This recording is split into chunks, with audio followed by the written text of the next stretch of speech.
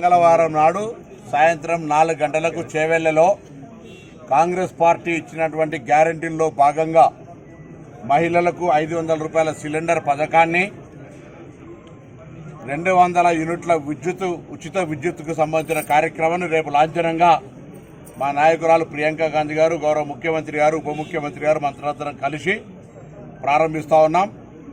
మేము ఎన్నికల్లో చెప్పిన విధంగా వాగ్దానాలను నెరవేర్చుకుంటూ పోతా ఉన్నాం. ఈ కార్యక్రమంకు సంబంధించి అందరూ సహకరించాలని కోరుతా ఉన్నాం.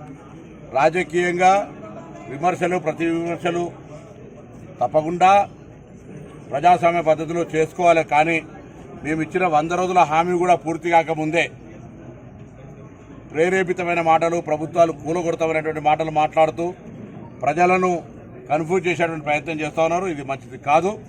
ఈ సందర్భంగా ఒకటే కోరుతా ఉన్నాం. మేము ఎన్నికలకు ముందు చెప్పినటువంటి విధంగా ప్రభుత్వం వచ్చిన 48 గంటల్లో మహిళలకు ఆర్టీసీ బస్సు రవాణా సౌకర్యాన్ని ఉచితంగా ఇచ్చినాం. ఆరోగ్యశ్రీని 10 లక్షలకు పెంచినాం.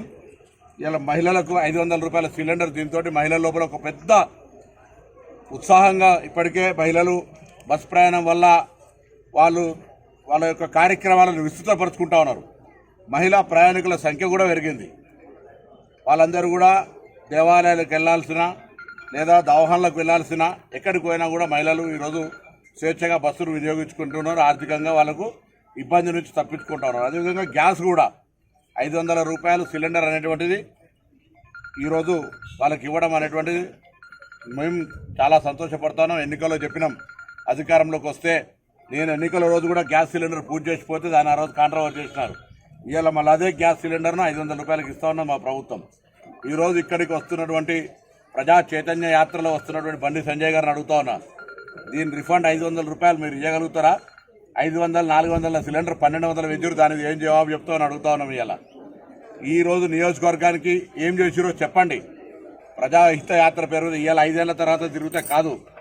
మీరు 5 సంవత్సరాలు ఇక్కడ ప్రజలకు కనబడకుండా, నియోజకవర్గ ఇబ్బందుల్లో ప్రజలు ఉన్నప్పుడు కూడా మాట్లాడకుండా, ఇవాళ ఏదో ఎన్నికలు వస్తున్నాయి కదా అని చెప్పి నేనేదో నరేంద్ర మోడీ గారి పేరు మీద, రామాలయం పేరు మీద ఓట్లాడితే రాదు.